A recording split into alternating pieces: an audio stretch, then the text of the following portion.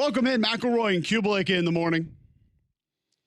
7 a.m. It is Wednesday, September 3rd, right here on Jox. Glad you're with us. As we begin to turn the page a little bit, spin towards week 2 of college football, there are some other games around the nation, around the SEC, that we need to look back on. I want to start with this one, Greg, because you and I, on this show, on these airwaves, haven't had a lot of time to spend on Auburn and Baylor. Yeah. 38-24, Auburn got that win. We will talk Alabama today. Paul Finebaum is going to be with us in 5 minutes. Trent Dilfer, 7:30. Ryan Silverfield, Memphis head coach, at 7:45. Harry Greenstein at 8:30 will join us as well today as we get going on the next week or so of college football. But before we get to Paul, Jackson Arnold, 11 of 17. 108 passing yards, 16 for 137 on the ground, 2 rushing touchdowns. When I first saw it, I thought a lot more of it was going to be him just leaving the pocket, scrambles. I did think after watching back the film, the majority of his rush yards were by design. And I thought it was great on on Freeze's part, that they stayed with the plan and didn't get greedy and didn't push the ball down the field and didn't feel like they needed to try and just throw the football down to prove something against a defense that was playing a little more off. And that was our big debate. Would it be back? Would it be up to take the run away? They took what the defense gave him for the most part. A couple throws that I feel like were there for him that he didn't make, but he also looked a little amped up early in that game. I don't know how you don't come away with this feeling pretty good, specifically about the Auburn offense. No, I think you should feel good about it. I think Jackson Arnold played well. He made good decisions for the most part. I think the passing game is still a work in progress. It's fine. I thought it was a little more run-heavy, quarterback scramble than you did in watching it back. But still, I don't think there's anything to be ashamed of. Like, he's a good runner. We've long talked all offseason about how much his legs need to be part of the process. Like, we have talked about this. This is not really a surprise to me for it to have gone the way it went. So offensively, I feel pretty good about what I saw. I like very much that they were able to flip the game on its head by way of a kick return. And the one area of concern for me was tackling in the back end defensively. It's pretty simple. You were playing against an elite quarterback. I think there's some pretty good weapons on that team. Trigg being one of them, 2 good wide receivers. That's a good offense. And they stopped the run. Yeah, that's a pretty good place to start. Would you say? I mean, that's a 1,000-yard back last year that you held for under 3 a carry. Yeah. I mean, I think that's a great start. Did you see the majority of the pass yards come against zone? And it was just kind of a little bit of a mismatch as far as how they had to sort of pick things up, trade things off on the back end? Well, I think they were so concerned about stopping the run. It had to be some zone because you had some Sawyer Robertson stuff. I don't know if man is an answer there necessarily because of how much of a problem Trigg is. Did you really want to put him in a one-on-one with Sylvester Smith? That'd go well. I don't know. I don't think it's going to be a defense. I think there was a narrative coming out of the game. Sorry to interrupt you, but that a lot of Auburn fans were like, "Oh, these DBs can't cover," and they just kind of found space and space. It's made a zone some plays. I mean, they played zone the whole game. Yeah, I mean, it wasn't really. Okay, yeah. Personally, if I had my druthers, I would always play man. But that requires dudes. So I don't want to put liabilities. You got to have some number 4s on the island. Yeah, I don't want to put liabilities on the island. If we don't have guys on the outside that can flat out cover. So that's my biggest concern is probably how often Baylor's able to find space.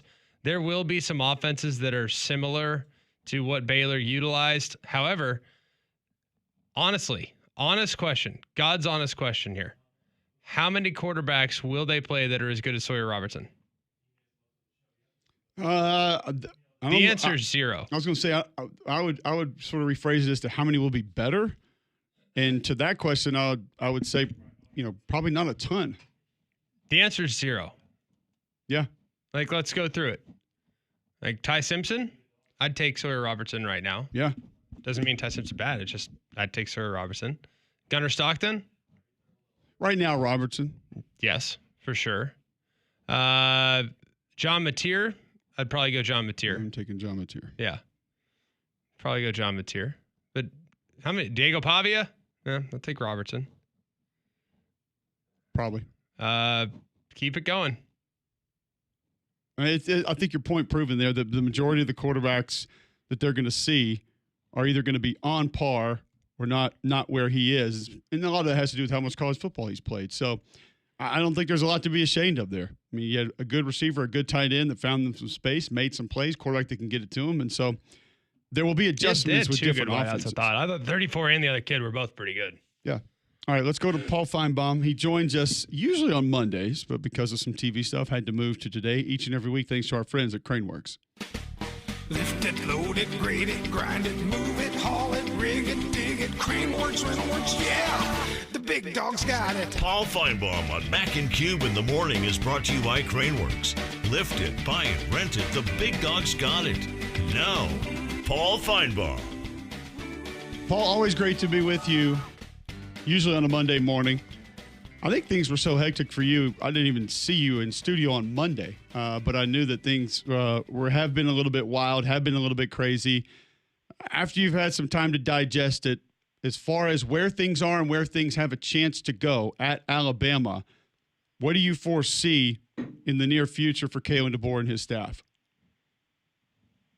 Well, Cole, the good news is that he has a little bit of time to correct and alter what we saw Saturday. That's good news. Bad news is he had 9 months to change it and nothing changed. So I'm just throwing out as the alternatives here. And I know it's a topic conversation, and I don't really have an answer because I don't think he has an answer. And there's really not anything he did after that game that helped his cause.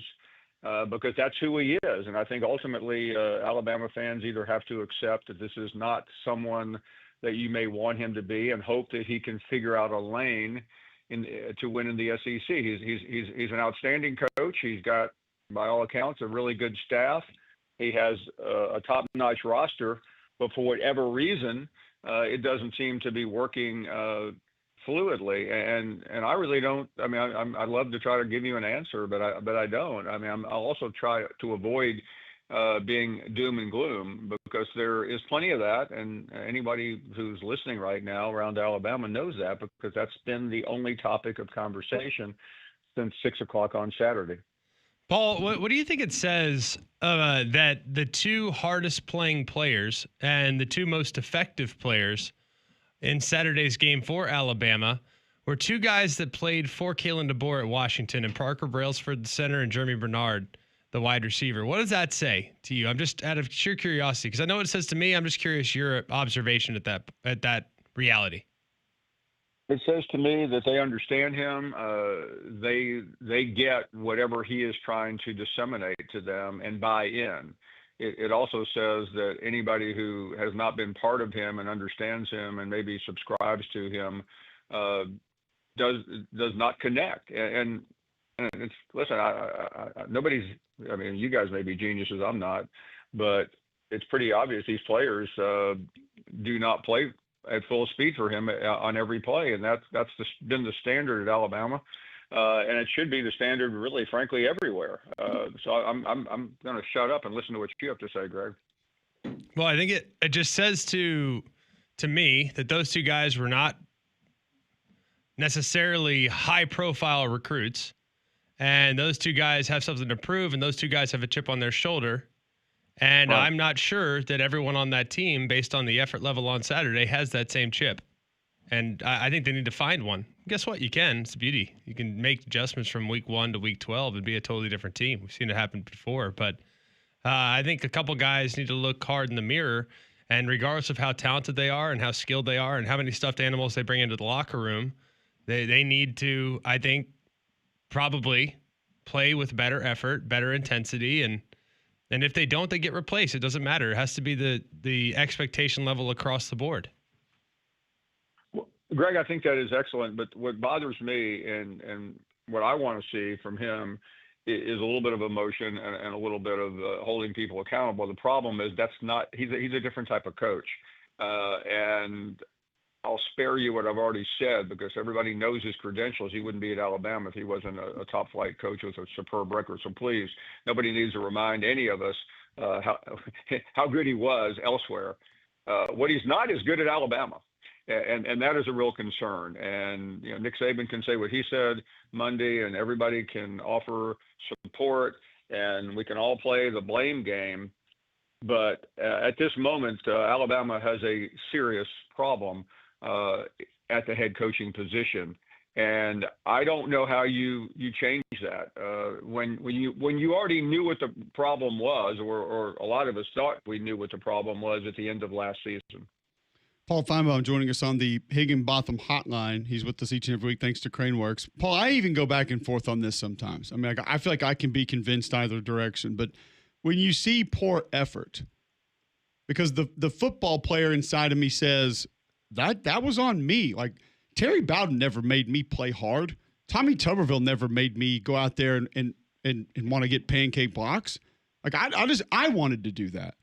And there's a little bit of the football analyst in me as I've gotten older that says, well, there's a lot of that can be created by the head coach and expectations. I do think it falls more, if you're going to talk coaching, it's more on the position coach individually, I think, than the head coach. But it's his football team. And I think maybe that's where I've gotten later in life, is that I now have the understanding that everything does fall under that individual's umbrella in some form or fashion, even if it's not directly their fault. Where do you go when you see, when you hear, when it's obvious that effort from certain individuals, or a lot, is not where it should be? Do you feel like the head coach deserves the majority of the blame for that, or is that on the player? I think it is on the player, and it's on all of us to do a good job, no matter what we're doing, whether we're driving a sanitation truck or an insurance man or a talk show host.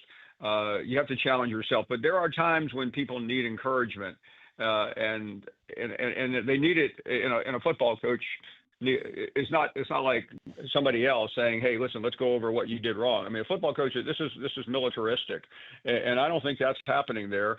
And I don't think it's trickling down. And what I really don't like more than anything else is when you get that type of effort and the head coach walks out there and supports the players and claps his hand and doesn't really say anything novel except the same thing that he's been saying. And that is the most frustrating part. I think it's not going to change the record, but if Kalen DeBoer had walked in there and smashed his fist through the lectern and said, I've had enough of this. It's my fault, and it's a lot of people's fault, but it's not going to happen again. But that doesn't necessarily mean it's going to be different, but at least he would send a message. And I don't need to tell either one of you about Nick Saban or Pat Dye or Tommy Tuberville or anybody else, but they always were messaging their players, especially Saban. And the message this guy is sending out is downright terrible. It's really pathetic if you get right down to it. That he talks about this in a different sense than I've ever heard, or tense that I've ever heard coming from a football coach, and it's clearly not working. Yeah, well, it'll be interesting to see what goes on. I mean, to me, like, everyone's talking buy out this, buy out that, raise the money's not there. Like, this is, I'll say it from a Bama fan's perspective. This is what we got. And I am still a believer in Kalen. I'm not punting by any stretch. I think he can get it right. To be honest with you, I look at the players. I think when your best players are loafing or are playing soft or whatever the circumstances are, that's the identity there. Who's going to be the tone setter? Who's going to rattle some cages? I really hope it comes from within the locker room, because there's only so much the coach can do.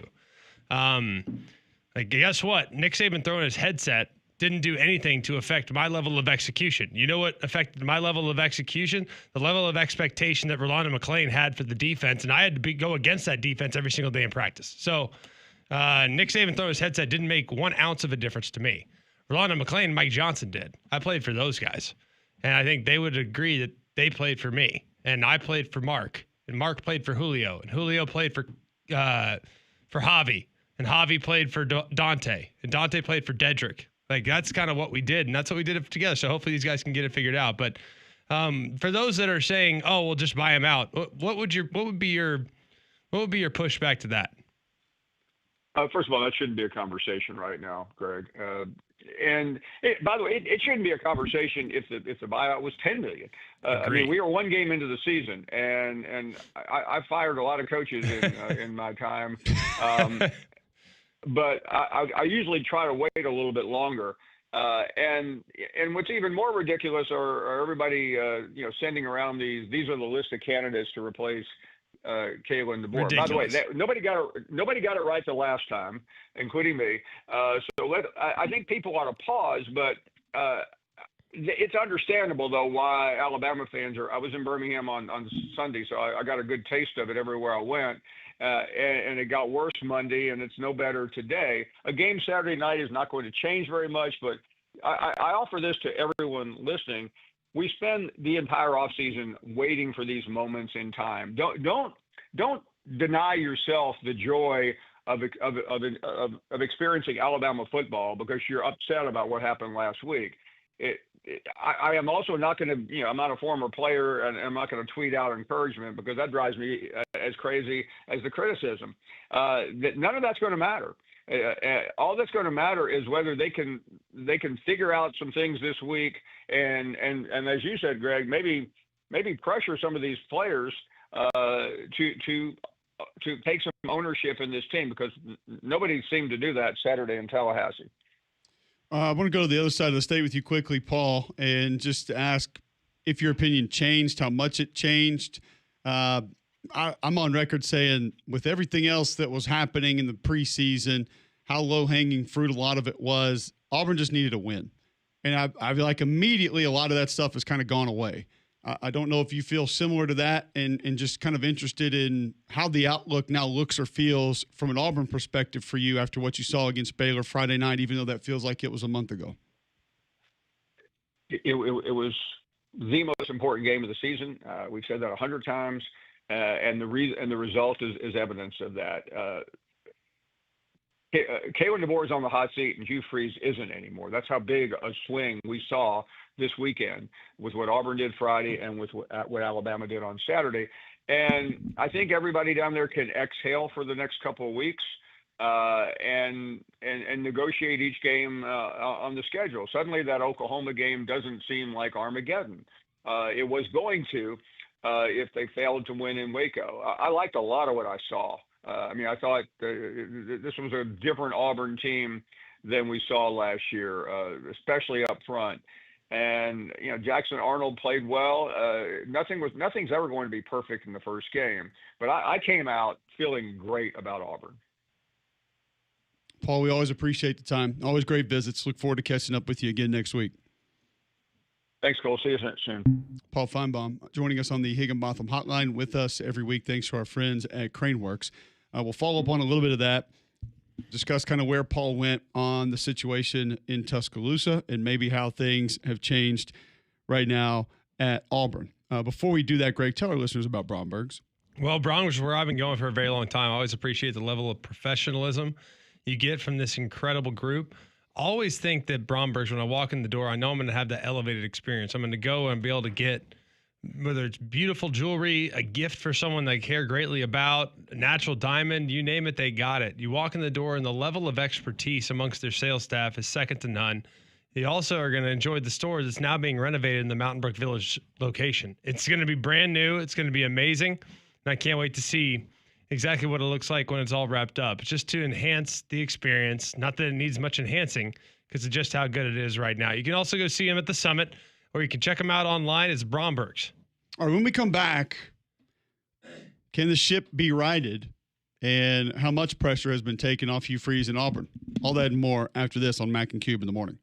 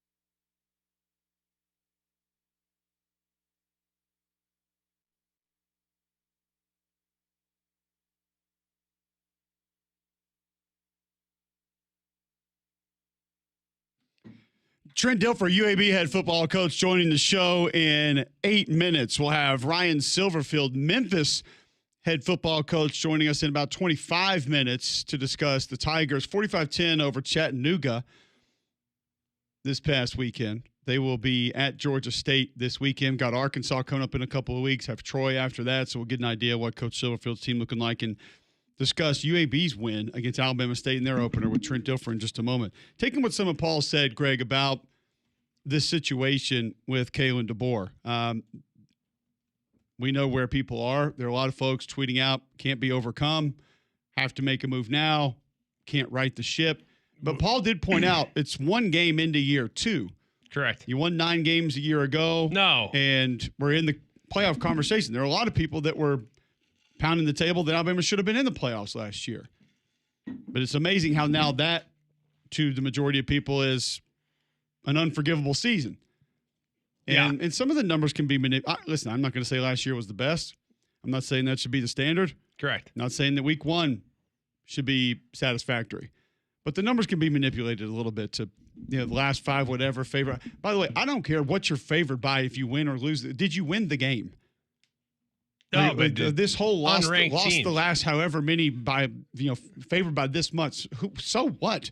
Did you win or lose? Yes. And I understand you lost a couple of those. Did you blow out LSU at LSU? The part that I'd be focused on is you lost. I could care less how much you were favored by. You lost the game. Correct. And we never know what teams are year 1 to year 2. Like, no one really knows what Florida State was going to be. Like, oh, well, they're 14-point favorites. Okay, well, okay. And Alabama might have walked the dog on the Florida State version of last year. Guess what? Different team this year. So you're chasing some ghosts too. I don't care about he's 5-5 in the last 10. All right. Where do you go from here? Oh, it can't be overcome. Okay, you write a check then. How much are you putting up? Crickets? It is a little surprising, though, that I haven't heard a lot of folks saying that they want, to give this time. They want to see, and that's kind of why I wanted to ask the question on the show yesterday, what can this team do to sort of change your opinion of them this weekend? And the majority of people yesterday said can't, won't, not going to. Well, they're not real fans then. Not real fans. That's the reality. If you're not going to support the team this weekend, not a real fan. That's okay. There's nothing wrong with that. I think some would say, I'm just kind of playing the other side here, I'll support them, but I just don't think there's nothing they can do to change your opinion. Gotcha. Sure. Well, I'm fine with that too. Hey, you got to earn goodwill. Is it do I trust them? Heck no. That's, you got to earn my trust. Got to be honest with you. You can earn my goodwill. I'm gonna support no matter what. That's never ending. I'll support Bam until I die, but you got to earn my trust, and I don't trust them. It's like having a really good-looking girlfriend, and I'm just, maybe a little portly. I don't know. She could run away from me. Oh, you're Could an happen. SEC couple. Okay. Yeah. Well, it's yeah. I mean, okay, yeah, things are really good right now, but I don't know. I don't really know if I trust them that much. It's, that's kind of where we're at right now, and that's okay. But I do trust the coach. These guys that came with him from Washington were pretty dang good last weekend. So it tells me a little bit more about the individual players and the buy-in and, having the suits and the glasses and the stuffed animals and the nice shoes and the commercials and the nails and stuff like that. I just want to see you ball out. So that's kind of where I'm at right now. Okay. Trent Dilfer, UAB head football coach, going to join us on the other side. We'll take a break, come back, get his thoughts on their season opening win against Alabama State, and we will continue this conversation as the show progresses after this on Jox.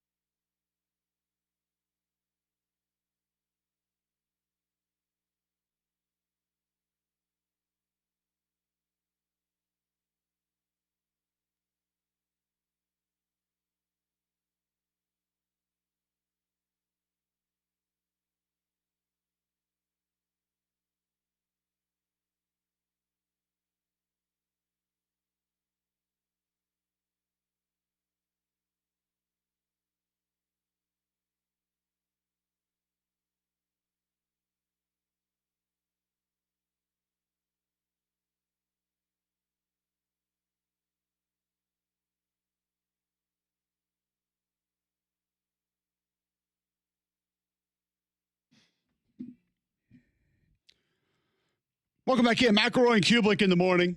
Trent Dilfer, UAB head football coach, joining us now on the Higginbotham Hotline. He joins us every Wednesday to discuss the previous week's game, look ahead to the next week's game. And, Coach, watching your group, I thought you had the run game going a little bit early. Stretch play got going. You had a couple nice cutback runs that opened up some things in the pass game. And I know it probably wasn't the start that you wanted offensively because that was what you emphasized with us a week ago. We got to start fast. But you're in a tight game halfway through, and then your team's able to step on the gas and get a win. You have to feel great about that part. I do. Any way we can find a win is a good thing. There's a lot of things we can improve upon, obviously. But, yeah, I thought offensively, I was disappointed we didn't finish drives. The first drive, we take it down, then we end up kicking a field goal. We have a fourth down, we get stopped in the deep red goal line area, and again in the first half, so we weren't able to finish there. But the thing I'm most proud of is, how this team responded at halftime. It was disappointing to give the touchdown late in the first half. It was disappointing not to finish drives offensively, but instead of cowering and complaining and whining and making excuses, the team went in the locker room and said, okay, what we got to do to fix it? Let's get out there and find a way, and we did. Well, I know that says a lot about your guys, too, because you get some deer in the headlight looks, too. That first half doesn't go the way you want it. It can go sideways. Seen it happen a few different times. But one thing I'm always curious about, Coach, is they always say the biggest jump is from week 1 to week 2. Like, from your vantage point, like, is that accurate? Is that true? And do you feel like that can be something you guys do this week? Well, in my 2 years, the teams we've played against made a big jump. Week 1 to week 2, not us. So, we have to learn from, as a staff, because these players, as a staff, we got to learn where we failed in the past and make corrections there. I think that this is a group that every week I'll be saying an iteration of this, regardless of the week prior. We got to keep getting better. I think that is the one thing with all the narratives around college football and all the challenges, and every discussion point is a legitimate one. The one commonality is if you can keep getting better, you got a chance. And when it comes to the end of the season, so we just got to keep getting better at every aspect of the program. I mean, there's a multitude of things that we saw on film that are correctable, that we can keep getting better at. And if that's our focus, then we'll give ourselves a fighting chance each week. Trent Dilfer, UAB head football coach, joining us on the Higginbotham Hotline. Thought Javon Jackson ran hard. Got in the open field, bounced off some tacklers, had a really nice game. Kidna, 18 to 23, 247, 2 touchdowns, no picks. Just individually, who stuck out for you? I thought the middle of your offensive line looked pretty good. I'd like to see a little more push, but as far as how they maneuvered the combo blocks, staying with some things where a lot of guys might have bailed out a little bit early, climbing to the second level, pretty good effort. Interested in your thoughts. I love talking offensive line play with you. Such a meat neck, isn't he? It's brutal. I know. I agree, though. The offensive line got game balls, all 5 starters, 273 yards rushing, 0 quarterback pressures. But the first thing I said to them was, you guys can be so much better. Yes, you played low to high better. Yes, you ran off the ball better. Yes, you got moving better. We got to second level, but there's more there. There's definitely more there. I thought pass protection, a lot of their pass protection success was because our ability to run the ball and then play with tempo. We didn't get a lot of hard pass rush. We didn't have a lot of third down and, forevers where the defensive line can pin their ears back. So the challenge this week will be greater for them. I agree with you on JJ. I thought he ran hard. I thought all 3 backs really played well. But a lot of that, again, was due to we wore them out a little bit up front. We got some movement. We got in the secondary with the run game. But Kitna was decisive. There's things, he probably has 4 or 5 plays. I wish he had back, first third down of the game, he misses strap. It's going to be a touchdown if he hits them in the red zone. So, again, a lot of things we can get better at. The good news is that they came out yesterday, our first practice of the week, and got after it. They had a good week, good day. They're excited about being out there, which is hard to do. Your body's a little sore. It's early in the morning. So the buy-in, the engagement, the eagerness to improve is all there, not just us to show up each Saturday. Watching Kitna's performance, I thought he settled in a little bit as the game went along. Like he had that third down miss on the slot slant early, came back, hit it a little later for the touchdown. Seemed like things kind of settled down for him. Is he kind of like an emotional guy that maybe runs a little hot early? You kind of bring him back to earth a bit before the game kind of gets going? He's not. That was me. I don't know how you were. I had to be settled into games. For him, it's more. He's got to have looks he's decisive with. Yeah. You know, he's a guy that likes to. He's formulaic in his thinking, which is really good. You know, he just wants to see things in formulas and simplicity. So we got to do a good job of making sure he's got some decisive plays early. And once we get him into the game and he's playing decisively, he's very, very crisp. So that is something Morton and I talk about a lot. We're still looking for different. We wanted to actually throw it a couple times before that first third down. Right. We just got down. We got down there so quickly in the run game. Heaven It forbid. was like that.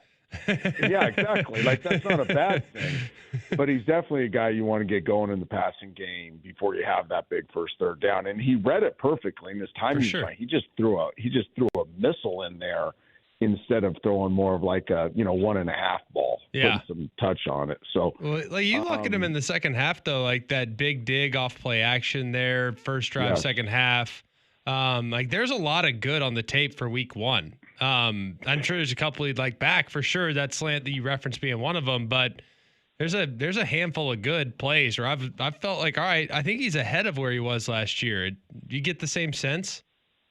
I do. He had a very good last 2 weeks at camp / bonus week. He was very decisive. Again, for him, it's just being decisive. When his feet, eyes are tied together and he's playing on his timing, not waiting on the defensive timing, he is an exceptional player. He is ahead of where he was last year. He has total control of the offense. But again, we're a work in progress, as is he. And this week has a new set of challenges. This defense creates a ton of eye candy, a ton of problems, if you make them problems, and it'll be a real challenge for him. I don't know how much you take away from 52-7. It's VMI, but you do take away, no matter what, 54 carries for 468 yards, eye violations, and gap responsibility, space responsibility going to be critical against this bunch. Where can you take what you saw good defensively week one and apply it to what you're going to get with this team in week two? That's a great question. The one thing that you take away from week one is although Alabama State had a ton of yards, they made a ton of plays against us, we had a ton of opportunities. Like we had unblocked players, guys defeating blocks, secondary, responsibilities on time, being there, eyes in the right place. We just didn't make plays. I mean, there are 10, 12, 13 opportunities defensively for us just to make the play that is there, and that game is very different. Now, take that and apply it against Navy. Now you don't make the play against these players, and it's 452 yards rushing like you saw last week. So you got to make the play when the play is there to be made. You got to capitalize on your opportunities. Everybody knows against triple option, you have to be incredibly disciplined, assignment football, but you also have to do a little bit more. And I think that's the thing. Teams that play well against triple option, you're disciplined, you're assignment oriented, but you just kick tail. You shed blocks. You know what I mean? You get off of things. You rally to the football. You knock the football loose. Really the only time that Army and Navy get stopped offensively is when you jar the ball out. Turnovers has always been the Achilles heel of triple option. There's so many mesh, so many pitches, so many long meshes. They sit there and they ride it so long and they're reading interior players. That's not easy. Like they make it look easy, but that ball is in the belly for a while. There's opportunities to get it out. Now the quarterback who's, a 200-pound player is playing on the edge. You can hit him and knock it out. Well, then the ball's pitched. It's in the air. It's a lateral. It can be on the ground. The guy's got to catch the ball on the option. There's a lot of elements that are loose in the triple option. It's why it's so effective because there's so much conflict, but it's also why there's a downside to the triple option. And we got to take advantage of the downside. And that's something that isn't talked about enough. Everybody now just commonly goes, oh, triple option is so hard to defend. It's amazing. It's great. It's this and that. Well, yeah, it's also very, very loose.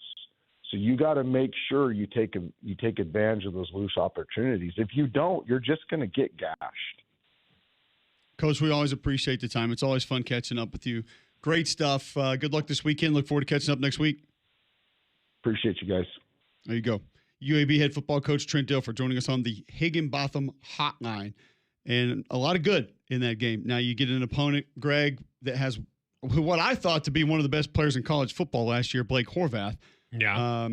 That can manipulate that He's offense. a great player. Can work that offense. And, yeah, they put up 468 on the ground, 6 touchdowns last week. He only threw the ball 7 times, completed 6. It's a different challenge. It's a tough challenge, and it's a different challenge because you just don't see this a whole lot. Yeah, and I think when you look at Blake Horvath and what they do offensively, there's just a lot of things that they create with deception. Horvath is here's the thing when you watch Navy now. Like, Navy can actually beat you through the air. Not that they're going to, but they can.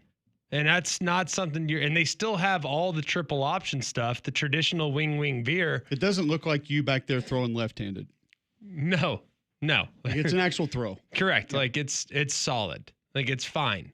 Not super elite thrower, but much better than anything Navy's had in the past. So be really curious to see how it all plays out, but it'll be a hard game. There's no denying it'll be a hard game. Football season here. That means travel for me. A lot of nights in different hotel rooms when I really miss my Royal bedding mattress. That's what starts to happen. You guys know I've had sleeping issues, couldn't get comfortable, had the back problems, wake up during the night. All that changed when my family bought a Royal bedding mattress. You don't know how difference it can make. Royal bedding, handcrafted mattresses.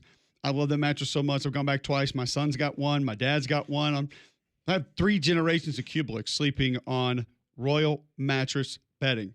Royal bedding, I'm telling you, it's the best. One of the reasons I look forward to getting back home every weekend for more than 30 years, Royal bedding has helped people across Alabama and beyond sleep so much better. Royal bedding on Highway 31 next to the big U-Haul store. Visit and see why 3 generations of my family sleep on Royal bedding mattresses. They make them, they sell them, and pell them. Royal bedding. Ryan Silverfield, Memphis head football coach, next on Jox.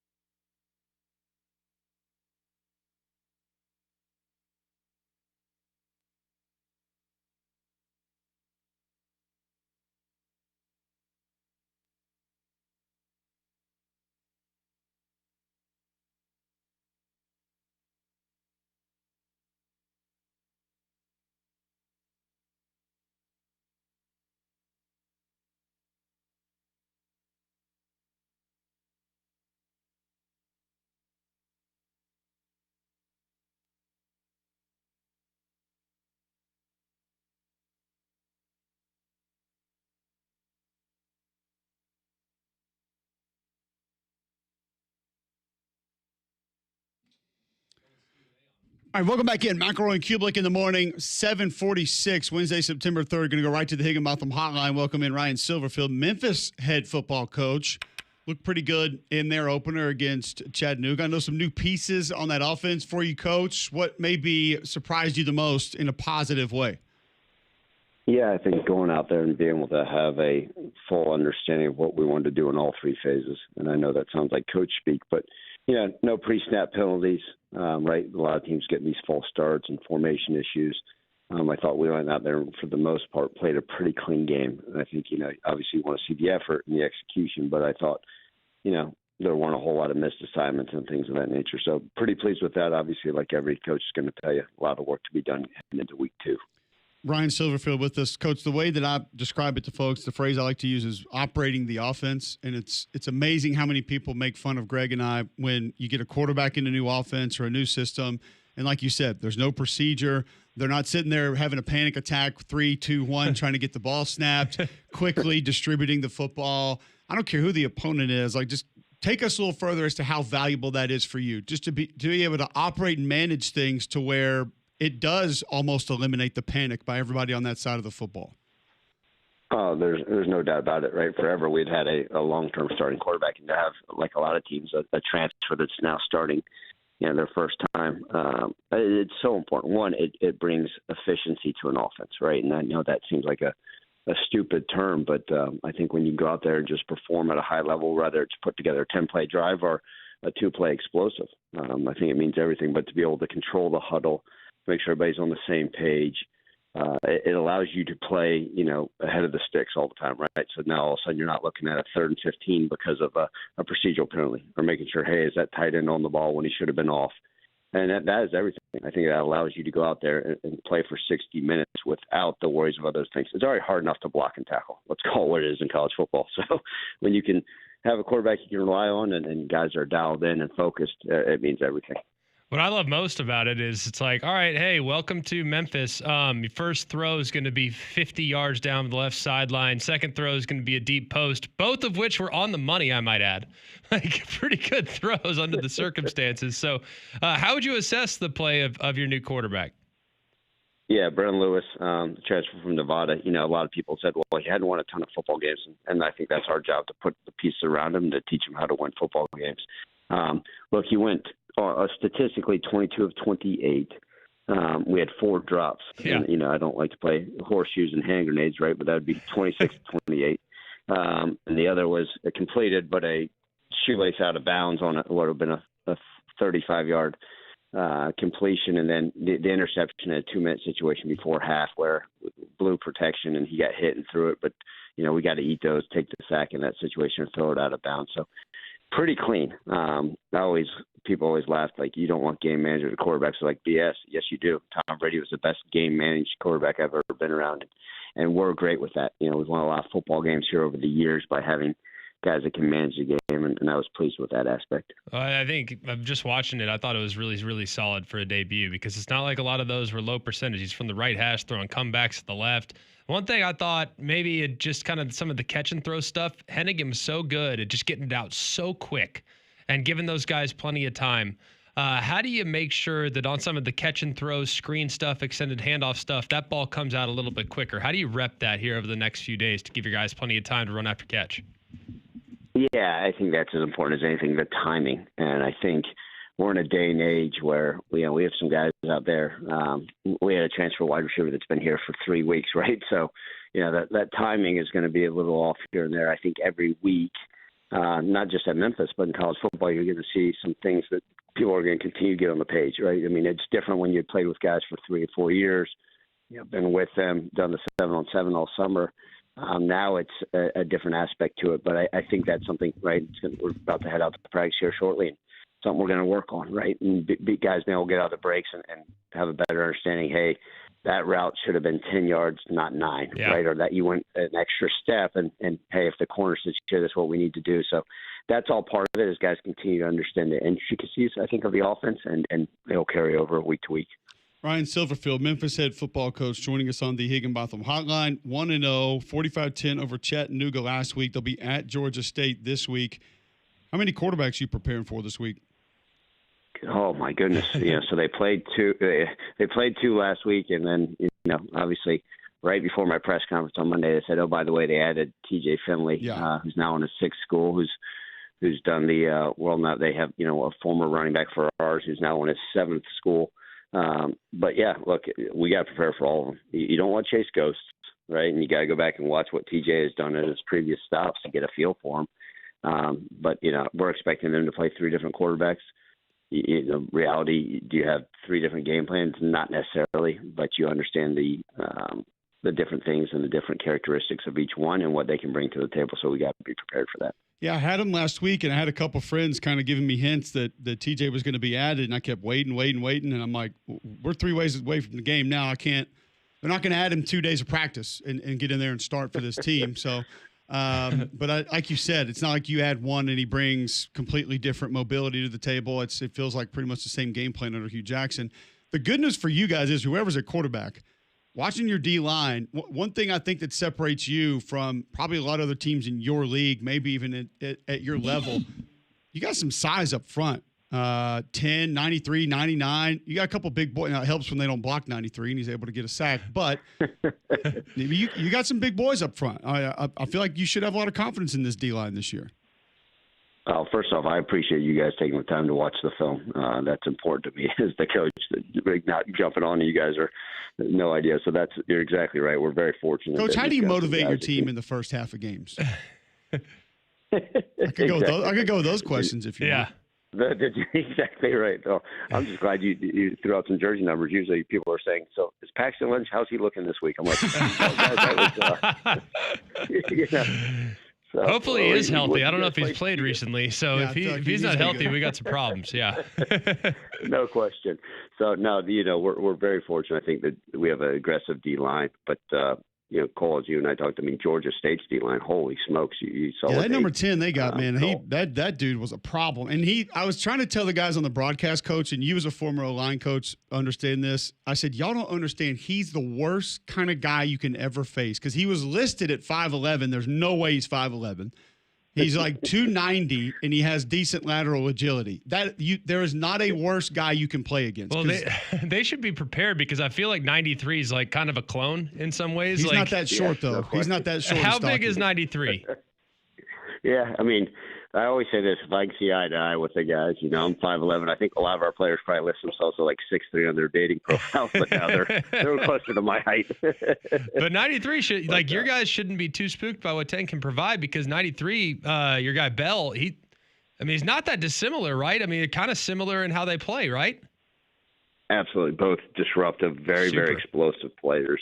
The ability to, one quick, whether it's a swim, a snatch, rip, the ability to get behind the line of scrimmage pretty quickly. So a lot of similarities. Obviously, their players done at Division I level for a while. Bell's come over from the SCS. But, look, hopefully their number 10 doesn't have a big game versus us, but we're going to have to do everything in our power to keep them under control for sure. I'm interested to ask you this because you and Mike Norvell, same tree essentially. And Brendan Lewis gets 10 carries for 81 yards, not all by design, but it looks as though he'll have more of that this year than maybe you've had in the past, and Seth wasn't really that guy. Because Greg and I debated the whole offseason, like, you watch Gus's offense, like, that's not really y'all's offense. And they actually ended up having a really nice mix of it. But how many Q runs do you kind of have sitting there that maybe you haven't been going to? Or was this, we got to go find some of these. We got to get these implemented somehow. Yeah, it's pretty interesting. So I go back to the whole tree. Norvell was actually under Malzahn for 10 years. And a lot of people don't realize, and Todd Graham, right? Like, when you go back and look at the people, right, whether it's Kenny Dillingham, who's running some similar stuff, was with us. Obviously, Dan Lanning being a defensive guy, but we're kind of all under the same umbrella, the same tree of things. And, when Norvell and I were together for 4 years here, we kind of created an offense that, both of us, that he had run over the years. Obviously, his frustrations last year, and rightfully so. So he decided to hand over to Gus. And, from all indications, even talking to Mike, like, hey, I'm going to let Gus do his thing. We know he involves the quarterback, a lot more in the run game and, a lot more speed sweep stuff. It's always been part of this offense, right? And so I'll say this, guys, Cole and Greg, like, if you're running a zone read and that DN's pinching down, well, Seth Hennigan may have kept it for 3 yards, and the average fan be like, oh, okay, well, that was just a pull read. Whereas a lot of these other guys, right, Brandon Lewis may take it and make it 12 yards. Yeah, right. Maybe a few more quarterback design runs, but we're not lining up and just trying to smash the quarterback like Georgia Tech every play. Yeah, so essentially, before we're keeping you honest, now we can legitimately take advantage of you, and you got to stay honest at the same time. So great stuff, Coach. Yeah, we love talking absolutely. football with you, man. It's always fun. Well, Good luck this week. You guys having me on. Absolutely. We'll talk soon. Absolutely. Thanks, guys. Y'all have a good one. Good Tigers. Ryan Silverfield joining us on the Higginbotham Hotline at Georgia State this week, then at Troy the next week, and then they get Arkansas I think their quarterback can play. at home. I think their quarterback can play. I'm just telling you. Arkansas at home. Yes. And by the way, that'll be the week before Arkansas plays Notre Dame. Ooh.